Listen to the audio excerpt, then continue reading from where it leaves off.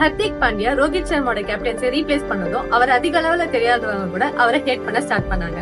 இதுல இருக்கிற சைக்காலஜி என்னன்னு தெரிஞ்சுக்கலாம் வாங்க. நம்ம டெய்லி லைஃப்ல பாக்குற நிறைய ஈவென்ட்ஸ்ல உள்ள சைக்காலஜிக்கல் ரீசனிங் என்னன்னு தெரிஞ்சுக்க சைக்ஸிய மறக்காம ஃபாலோ பண்ணுங்க.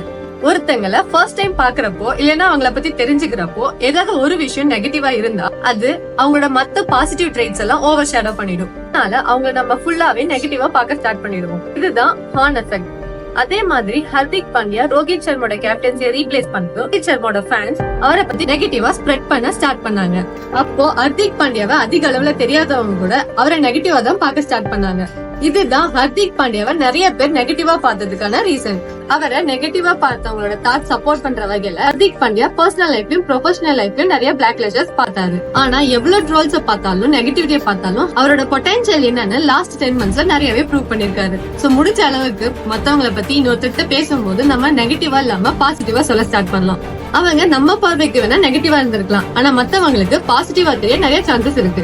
ஆனா அதையும் தாண்டி நம்ம லைஃப்ல நிறைய ஃபெயிலியர்ஸும் நெகட்டிவிட்டியும் சந்திப்போம். இதுக்கெல்லாம் பயப்படாம நம்ம இன்னும் போராடணும். உங்களை பத்தி ஸ்ப்ரெட் ஆன நெகட்டிவிட்டியை விட உங்களோட சக்சஸ் சத்தமா கேட்கும். Let's spread love and positivity. Follow Psyche for more psychology related contents.